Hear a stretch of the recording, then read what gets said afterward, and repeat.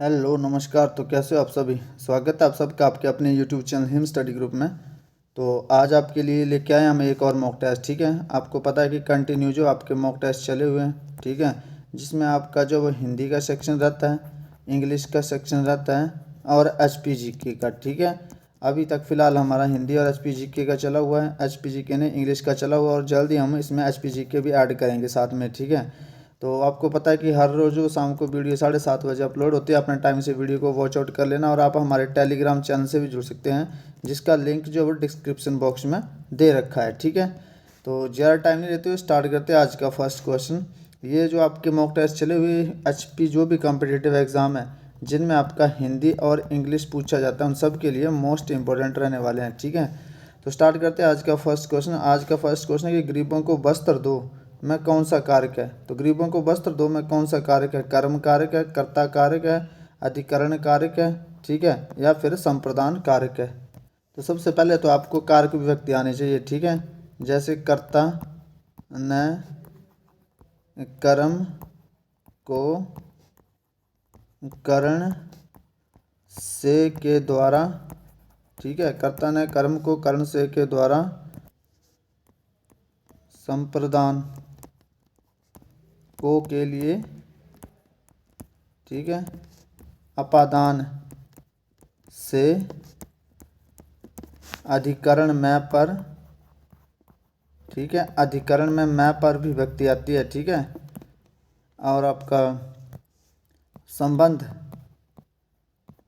का के की, और एक रह गया आपका संबोधन, जिसमें संबोधित करते हैं। ठीक है, संबोधन। तो संबोधन में जैसे आपका हे राम हे प्रभु, जिसमें एक्सक्लेमेटरी चिन्ह होता है। ठीक है, हे राम हो गया, हे प्रभु हो गया, इसमें संबोधन किया जाता है। तो ये आपकी कारक विभक्ति, और कारक विभक्तियाँ जो होती है आपकी टोटल 8 होती है। ठीक है, तो इसमें जो आपका अब यहाँ पे पूछा गया आपसे कि गरीबों को वस्त्र दो में कौन सा कारक है। तो सबसे पहले आपने ये ध्यान रखना है कि जहाँ पे दान की बात आती है, तो जहाँ पे दान की बात आती है वहाँ पे जो आपका विभक्ति यूज़ होती है वो होती है संप्रदान। ठीक है, संप्रदान विभक्ति यूज़ होती है। तो गरीबों को वस्त्र दो में कौन सा कारक हो जाएगा, ये हो जाएगा आपका संप्रदान कारक हो जाएगा। चलते हैं नेक्स्ट क्वेश्चन की ओर। नेक्स्ट क्वेश्चन आपका ये बोलता है कि क्रिया के मूल रूप को क्या कहा जाता है। तो क्रिया के मूल रूप को क्या कहा जाता है। क्रिया के मूल रूप को धातु कहा जाता है, क्रिया कहा जाता है, विशेषण कहा जाता है, इनमें से नहीं। तो क्रिया के मूल रूप को क्या जाता है, धातु। ठीक है, क्रिया का मूल रूप को क्या कहा जाता है, धातु कहा जाता है। चलते हैं नेक्स्ट क्वेश्चन की ओर। नेक्स्ट क्वेश्चन है कि काम का नाम बताने वाले शब्द को क्या कहा जाता है। ठीक है, अब आपको पता है किसी व्यक्ति का नाम बताए, ठीक है, किसी व्यक्ति का नाम बताए, किसी स्थान का नाम बताए, ठीक है, किसी व्यक्ति का नाम बताए, किसी स्थान का नाम बताए, किसी वस्तु का नाम बताए, किसी वस्तु का नाम बताए, ये सारी क्या होती है आपकी, ये संज्ञा होती है। ठीक है, क्या होती है, संज्ञा। लेकिन यहाँ पे पूछा गया कि काम के नाम बताने वाले शब्द को क्या कहा जाता है। जैसे काम का नाम बताने वाले शब्द को धातु बोला जाता है, क्रिया बोला जाता है, विशेषण, या इनमें से कोई नहीं। तो आपको पता है कि धातु किसको बोला जाता है, धातु क्रिया के मूल रूप को जो वो धातु कहा जाता है। लेकिन काम का नाम बताने वाले शब्द को क्या कहा जाता है, तो विशेषण किसे कहा जाता है, जो व्यक्ति की जो विशेषता बताए। ठीक है, जैसे लाल घोड़ा, ठीक है, लंबा आदमी, लाल घोड़ा हो गया, ये इसमें घोड़ा क्या आपकी संज्ञा, लाल क्या है विशेषता।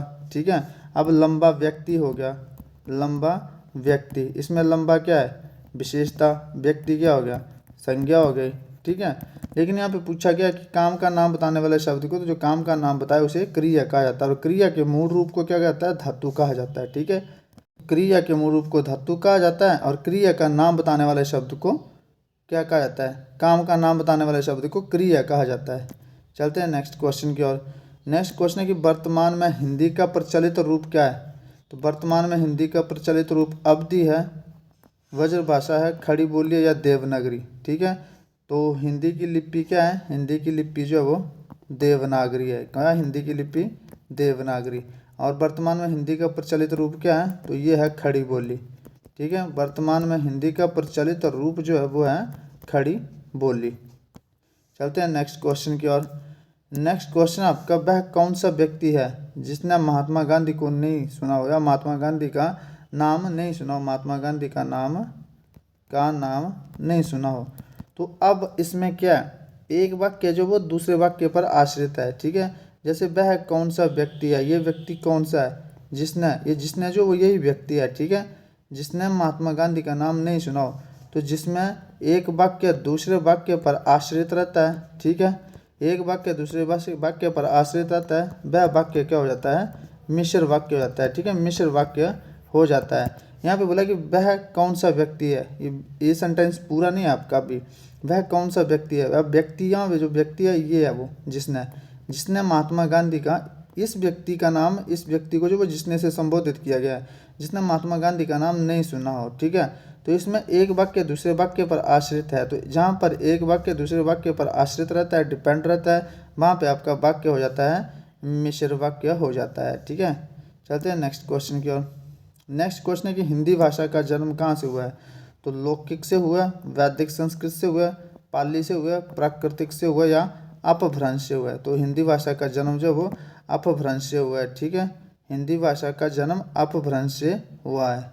तो यहाँ पे देख लेना, एक तो जन्म हो गया, ठीक है, एक जन्म हो गया हिंदी भाषा का, ठीक है, एक हो गई लिपि, एक जन्म एक लिपि, और एक हो गया आपका प्रचलित रूप।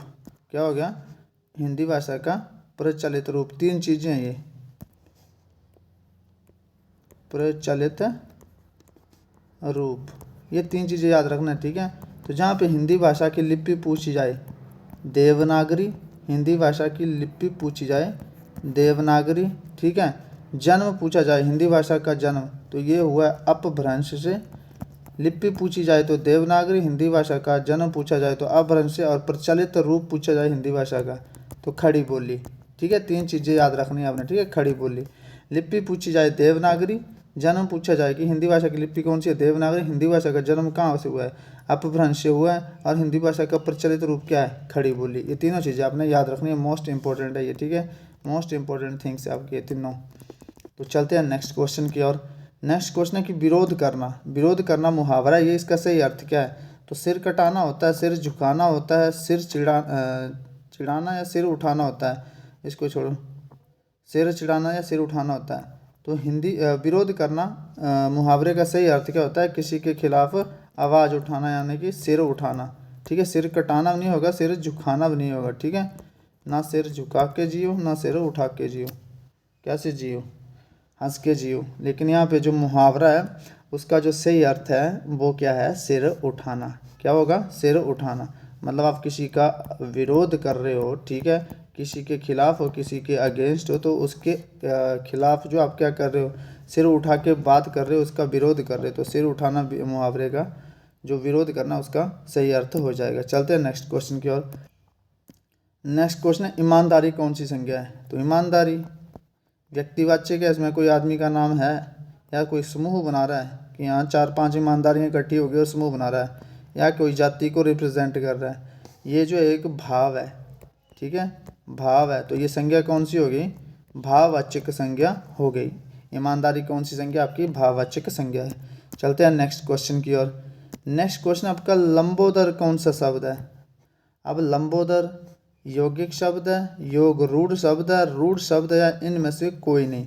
तो लंबोदर, लंबा है जिसका उदर, लंबोदर किसको बोला था, लंबा है जिसका उदर, लंबा है जिसका, लंबा है जिसका उदर, अर्थात किसकी बात हो रही है यहाँ पे बात किसकी हो रही है, यहाँ पे बात हो रही है श्री गणेश की, श्री गणेश भगवान की बात हो रही है यहाँ पे, ठीक है।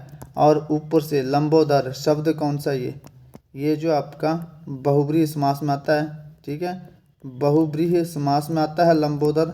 और दुनिया का हर एक बहुब्रीहि समास जो होता है आपका योग रूढ़ शब्द होता है, ठीक है, योग रूढ़ शब्द होता है। रूढ़ शब्द वह होता है, ठीक है, रूढ़ शब्द, जो रूढ़ शब्द है वह शब्द वह होगा जिसका कोई भी खंड या भाग सार्थक नहीं होता, ठीक है, जिसका कोई भी खंड या भाग सार्थक नहीं होता रूढ़ शब्द का। यौगिक शब्द जो दो शब्दों से मिलकर बना होता है, यौगिक शब्द जो दो शब्दों से मिलकर बना होता है, दो शब्दों से दो शब्दों से मिलकर बना होता है। इसका एग्जाम्पल यौगिक शब्द का, जैसे विद्यालय, विद्यालय, तो विद्यालय क्या है, विद्या जमा आलय। अब विद्यालय को विद्यालय बोला था, इसका और कोई मतलब दूसरा नाम नहीं है, ठीक है। इसका कोई पर्यायवाची शब्द नहीं है कि विद्यालय को हम कुछ और बोलते हैं, मंदिर बोलते हैं, ऐसा कुछ नहीं है। अब ये क्या रूढ़ है जिसका कोई भी खंड या भाग सार्थक नहीं होता, तो जैसे हाथी है। अब हाथी को आप क्या तोड़ नहीं सकते, इसके दो प्रॉपर शब्द नहीं बन सकते, तो ये क्या हो गया, रूढ़। यौगिक शब्द जो दो शब्दों से मिलकर बने हो, जैसे विद्यालय। योग रूढ़ शब्द, ये अपना समझना ध्यान से, योग रूढ़ शब्द, ये शब्द जो है योग रूढ़, यह यौगिक तो होता है, ठीक है, ध्यान रखना, ये यौगिक तो होता है, यौगिक तो होता है, लेकिन अपने अर्थ को छोड़कर किसी और अर्थ को बताता है, ठीक है। यानी कि जो भी आपका बहुव्रीहि समास होगा, जो भी आपका बहुव्रीहि समास होगा, वो आएगा आपका किस में, योग रूढ़ में, ठीक है। योग रूढ़ में आपका आएगा बहुव्रीहि समास। तो अब लंबोदर जो है तो यौगिक, लेकिन है क्या है, बता किसको रहा है, श्री गणेश भगवान के बारे में बता रहा है ये। तो लंबोदर में जो समास हो जाएगा आपका वो बहुब्रीहि हो जाएगा, और लंबोदर जो शब्द हो जाएगा वो योग रूढ़ हो जाएगा। चलते हैं नेक्स्ट क्वेश्चन की ओर। नेक्स्ट क्वेश्चन है कि बच्चा बस से गिरा कौन सा कारक है, तो कर्म कारक है, संप्रदान कारक है, अपादान कारक है या कर्ण कारक है। तो बच्चा, ये बस चल रही है, यहाँ से गिर गया, ठीक है, चलते चलते, तो बच्चा बस से गिरा तो मतलब अलग हो गया, तो यहाँ पे कौन सा कारक हो जाएगा, अपादान कारक हो जाएगा, ठीक है, अपादान कारक हो जाएगा। बच्चा बस से गिरा, अपादान कारक हो जाएगा। चलते हैं नेक्स्ट क्वेश्चन। क्योंकि अपादान क्यों होगा, क्योंकि उससे अलग हुआ है, और अलगाव के लिए, अलगाव के लिए हमेशा कौन सा कारक यूज किया जाता है, अपादान कारक, अपादान कारक यूज किया जाता है, अलगाव के लिए, भय के लिए और तुलना के लिए, ठीक है, अपादान कारक यूज किया जाता है। तो बच्चा बस से गिरा, कारक कौन सा, अपादान। चलते हैं नेक्स्ट क्वेश्चन की ओर। नेक्स्ट क्वेश्चन आपका हिंदी का सेक्शन, ये बोलता है कि she dash for Jammu yesterday. तो आपको पता है कि यस्टरडे की बात हो रही है, पास्ट इंडेफिनिट की बात हो रही है, ठीक है। तो पास्ट इंडेफिनिट में वर्ब की सेकंड फॉर्म का यूज़ होता है, तो क्या होगी, लीव लेफ्ट, सेकंड फॉर्म क्या होती है, लीव की लेफ्ट। तो पास्ट इंडेफिनिट में हमेशा लेफ्ट सेकंड फॉर्म का यूज़ किया जाता है, और हमें कैसे पता जहाँ लेफ्ट यूज़ होगा, क्योंकि यहाँ पे यस्टरडे आ रखा है, ठीक है। तो she left for Jammu yesterday. चलते हैं नेक्स्ट क्वेश्चन की ओर। नेक्स्ट क्वेश्चन है कि I wrote her last week, मैंने उसको लास्ट सप्ताह क्या लिखा, पत्थर, तो ये भी पास्ट इंडेफिनिट का टेंस है, तो राइट रोट आ जाएगा इसका, ठीक है, राइट आंसर। चलते हैं नेक्स्ट क्वेश्चन की ओर। नेक्स्ट क्वेश्चन है कि he dash from malaria since the day before yesterday. तो ही हैज़ बीन हो जाएगा, ठीक है, he has been suffering from, he has been suffering from, क्योंकि ही क्यों आएगा, ही शी इट के साथ सिंगुलर फॉर्म आती है, तो he is been suffering from malaria yesterday. Next है question, he killed a tiger, उसने टाइगर को मारा, किससे मारा, विद अ राइफल, ठीक है, विद अ राइफल। चलते हैं नेक्स्ट क्वेश्चन की ओर। Look up, look up, look up हो जाएगा, क्योंकि द वर्ड की बात करेंगे, look up the word in the dictionary, और लुक अप द वर्ड हो जाएगा इसमें। शायद मुझे लग रहा है ये रिपीट क्वेश्चन हो रहे हैं, ठीक है, चलो लगा लीजिए, अगर रिपीट हो गए ये तो इनको लगा लीजिए, आपकी जो है वो रिवीजन हो जाएगी, क्योंकि लगता है गलती से ये रिपीट वाले क्वेश्चन लग गए इनमें से, तो इनको लगा लीजिए आप, ठीक है, पिछले मॉक टेस्ट में शायद हो चुके हैं ये, ठीक है, तो इनको लगा लीजिए, आगे देखते हैं क्या आता है इसमें। तो नेक्स्ट क्वेश्चन आपका, we shall now begin to work, hear the word now. तो नाउ जो ये क्या है इसमें, नाउ बताना आपने क्या है ये, we shall now begin to work, हमने अब काम स्टार्ट कर दिया है, तो आपने इसमें बताना कि ये जो नाउ है, ये नाउ क्या है यहाँ पे। तो एडवर्ब ऑफ टाइम है, एडवर्ब ऑफ प्लेस है, एडवर्ब ऑफ फ्रिक्वेंसी है, एडवर्ब ऑफ मैनर। तो हमने अब काम शुरू कर दिया है, तो अब क्या है आपका समय, अब मतलब कब, अब, तो ये समय है, तो ये क्या आ जाएगा आपका, एडवर्ब ऑफ टाइम आ जाएगा। चलते हैं नेक्स्ट क्वेश्चन की ओर।